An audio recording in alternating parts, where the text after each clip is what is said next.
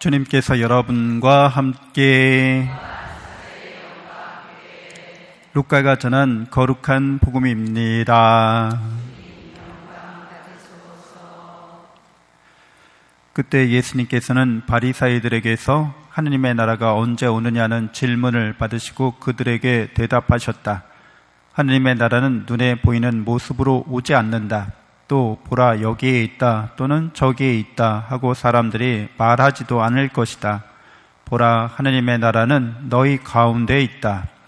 예수님께서 제자들에게 이르셨다. 너희가 사람의 아들의 날을 하루라도 보려고 갈망할 때가 오겠지만 보지 못할 것이다. 사람들이 너희에게 보라 저기에 계시다 또는 보라 여기에 계시다 할 것이다. 그러나 너희는 나서지도 말고 따라가지도 마라. 번개가 치면 하늘 이쪽 끝에서 하늘 저쪽 끝까지 비추는 것처럼 사람의 아들도 자기의 날에 그러할 것이다. 그러나 그는 먼저 많은 고난을 겪고 이 세대에게 배척을 받아야 한다. 주님의 말씀입니다.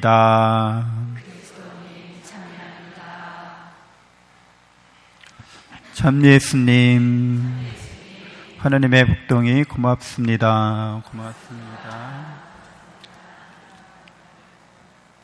네, 오늘 수능일이죠. 그래서 우리 대한민국의 모든 사회 구성원들이 이 수능에 맞추어서 돌아가는 날입니다. 그래서 오늘은 아마 저기도 비행기 안 뜰걸요? 다 조용하게 시험 보는데 방해되지 않게 그렇게 사회가 주의를 온전히 여기에 기울이고 있는 거죠. 인생에 있어서 이제 아이들이 성인이 되는 그 길에 이렇게 수능을 보게 되는데, 그래서 첫 번째로 맞닥뜨리는 이제 인생의 가장 큰 관문을 이제 통과하게 되는 거죠. 그래서 옛날에서부터 이렇게 어른이 되는 과정에는 힘들고 어려운 일을 겪고 나서야 이제 진정한 어른이 되는 거죠. 그래서 뭐 이 번지 점프도 아시잖아요. 그 번지 점프가 그 태평양에 있는 이런 섬이나 이런 조그만 부족들에게서는 그게 성인식이잖아요.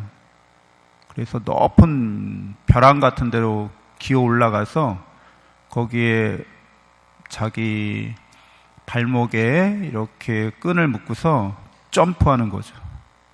잘못하면 사고가 나서 죽을 수도 있는 거죠. 근데 그런 위험을 감수하고 그런 용기를 내어서 그것을 통과해야지만 이제 어른, 성인 이렇게 대우를 받는 거죠. 그래서 그렇게 번지 점프 해가지고 대학 가면 참 좋겠죠. 통과 의례로 얘 어른이에요. 이제 성인이에요. 한 사회 구성원이에요. 근데 그 사회는 이제 이렇게 용기와 이런 담력이 있으면 살아갈 만한 사회인 거죠. 그럼 원시 사회는. 근데 여기는 용기와 담력만 있으면 안 되고 뭐가 요구되는 거예요? 지식이 요구되고 대학에서 공부할 수 있는 능력이 있는지를 요구하는 거죠. 그래, 그걸 통과해야지만 이제 사회 구성원으로서 받아들여지게 되는데, 한국이라는 사회는 이런 현대 사회 중에서도 현대 국가 중에서 대학 입학률이 가장 높은 국가죠. 전 세계에서 아마. 그러니까 뭐 대학을 가는 거는 어느 나라나 다 그렇게 일정 비율이 있지만 한국은 지나치게 높아요. 그건 한국이라는 사회가 일반적이지 않다는 걸 얘기해요. 이상한 사회에 살고 있는 거예요, 여러분은. 그러니까 이렇게 백일 기도도 하지. 딴 나라 가서 저기 물어보세요. 저기 백일 기도하는 그런 부모님들 있나? 왜 그거를 내가 시험 보나? 고3 부모님들은, 어머님들은 특별히 고3 못지않은 고3 그 기간을 보내는 거잖아요. 되게 이상한 거예요. 이 정상적인 거라고, 일반적인 거라고는 여기지 않는 게 당연합니다. 근데 우리는 그냥 다 하는데? 다 이렇게 하는데? 하고 이렇게 그냥 받아들일 뿐이죠. 근데 그러나 객관적으로 보면 이상한 일이 틀림없습니다. 그리고 이렇게 우리가 촛불 켜놓고 기도하는 것도 외국 사람들이 볼 때는 왜 이렇게 왜 특별한 전례를 하지? 우리는 그냥 이렇게 뭐라도 마음을 모아서 기도하는 마음으로 하는 건데 이것도 역시 일반적인 그런 일들은 아닙니다.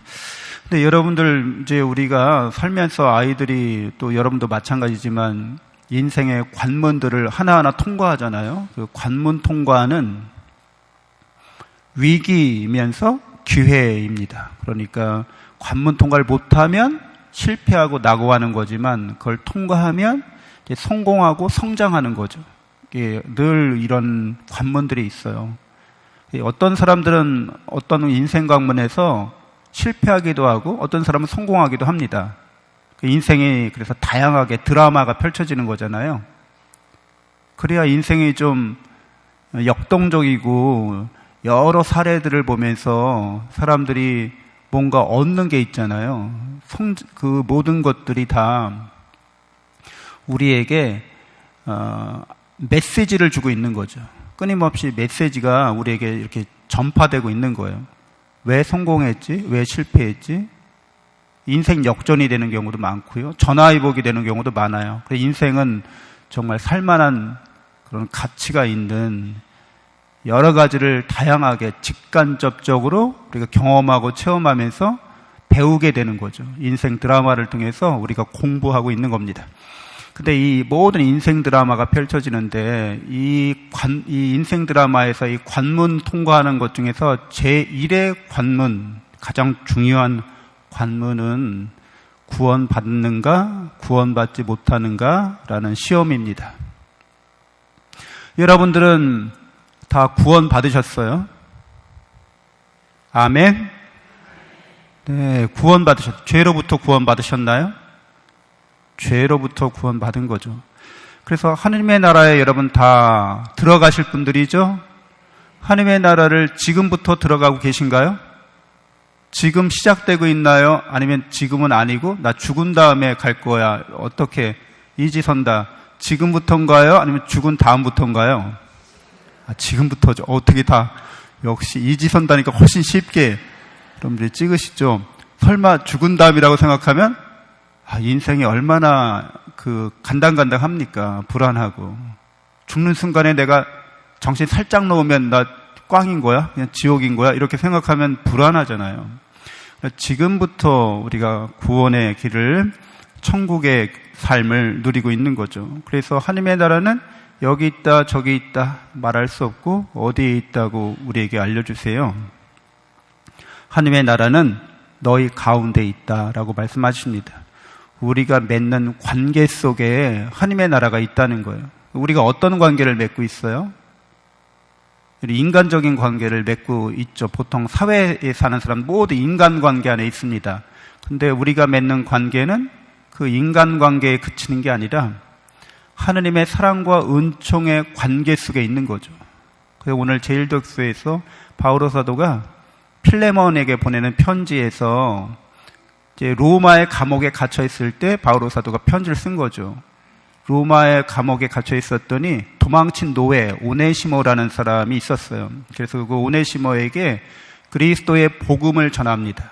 그래서 그가 하나님의 사랑을 깨닫고 하나님의 사랑 속에서 예수 그리스도를 통해서 죄로부터 구원받은 사람, 하나님의 자녀가 되었습니다. 그래서 베드로와 바오로 사도와 이렇게 사랑의 관계를 인간적인 관계에 그치는 게 아니라 하느님 안에서의 가족관계, 형제관계를 이루게 됩니다. 그래서 나의 사랑하는 아들이라고 표현합니다. 그래서 다시 필레몬에게 이 오네시모가 당신에게 잘못한 거를 모두 다 용서하고 관대하게 너그럽게 대하고 그를 종으로서가 아니라 형제로서 대하라고 이렇게 얘기하고 있는 거죠. 그러니까 필레몬은 부유한 그리스도인이었는데 내 덕분에 당신이 하느님의 자녀가 됐고 천국의 상속자가 됐으니까 당신의 집안에서 도망친 이 오네시모를 너그럽고 관대하게 이제 형제로서 받아들이라는 거죠. 그러니까 이게 인간적인 관계, 세상적인 관계를 넘어서는 사랑과 은총 안에서의 관계에 맡깁니다. 여기에 하느님의 나라가 있다고 말씀하시는 거죠. 그래서 예수 그리스도는 바로 이런 하나님의 나라의 산 증인이시죠. 하나님 나라 그 자체이시기도 하죠.